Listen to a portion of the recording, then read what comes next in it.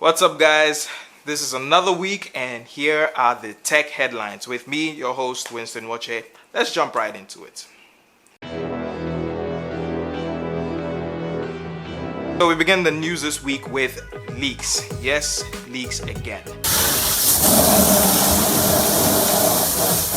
Earlier this week, Cyber News reported that an SQL database of Clubhouse user IDs, usernames, Twitter handles, follower accounts, and all manner of information was found leaked online on a hacker forum. Cyber News, however, did point out that no sensitive information was leaked, like credit card details or stuff like that. Clubhouse's response to this was, no, they were not hacked. No, God! CEO of Clubhouse, Pete Davison, said, and I quote, "No, this is misleading and false. It is a clickbait article. We were not hacked. The data referred to was all public profile information from our app, so the answer to that is a definitive no." This brand new leak is just another case of data scraping versus hacking. Now, jump into the comments and let me know if you are bothered by this information, if you are bothered by people scraping your personal information and putting it on hacking sites.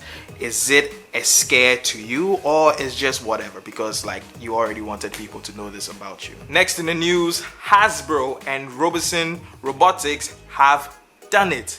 Done what you may be wondering. Well, they have partnered and made a self-transforming Optimus Prime collectible figure. Yes, when I say self-transforming, I mean self-transforming. Transform!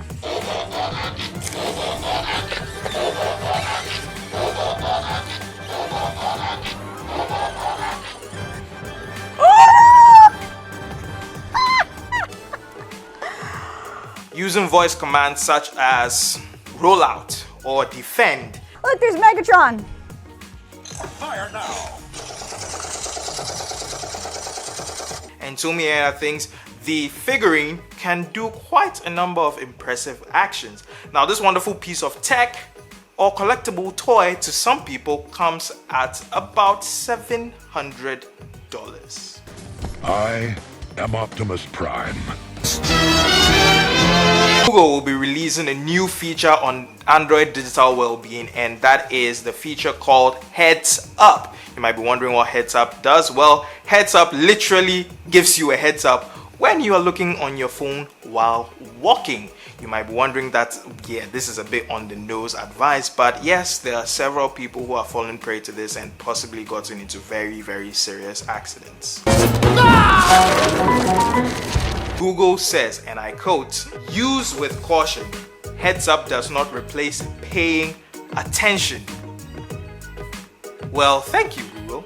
Yes. Chip manufacturers this week have also chimed in on the global semiconductor shortage issue. TSMC, Intel, and had representatives, their CEOs to be precise, talking about how this shortage could go all the way into 2022.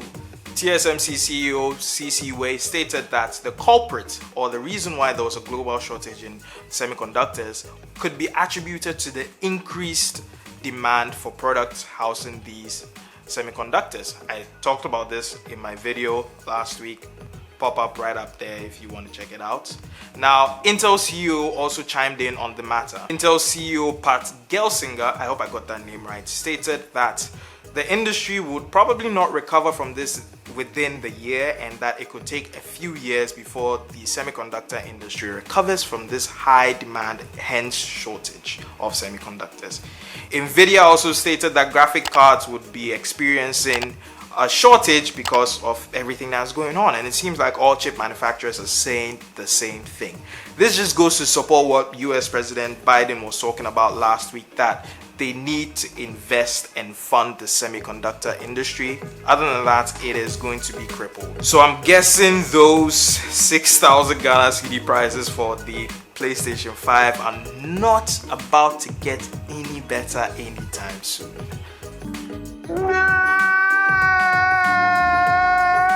General Motors and LG Chem, a subsidiary of LG and actually the largest chemical manufacturing company in the whole of South Korea, have announced a $2.3 billion battery factory that they are putting together sometime in 2023. Now, the premise of this partnership was to help GM, General Motors, to attain its carbon neutrality by 2040, and also goes to prove LG is actually very serious about getting into the electric vehicle game. Now, I've said this before and I'm going to say it again.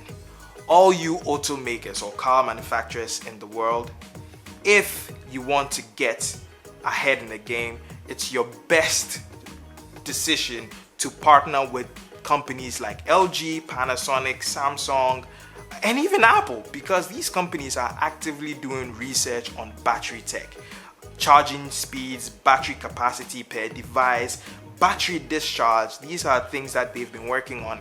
Also, software, hardware optimization. These are things they've been working on for years. So it only goes to make sense for you to partner with them to get a chunk of that research. Just throw money at the problem. It could fix it with the right team. Mercedes Benz this week announced their new contestant in the electric vehicle market, and that is the 2022 Mercedes Benz EQS. Now, I've already done a whole video about this pop-up somewhere around here, and so I'm not going to say much about it. All I will say about it is that with all the information pertaining to the car and the exact placement of it in the market, I feel like Mercedes has a huge winner on their hands. Dogecoin, a cryptocurrency that was actually pretty much created out of a joke, and if you ask me, is basically meme cryptocurrency, experienced a huge surge this week.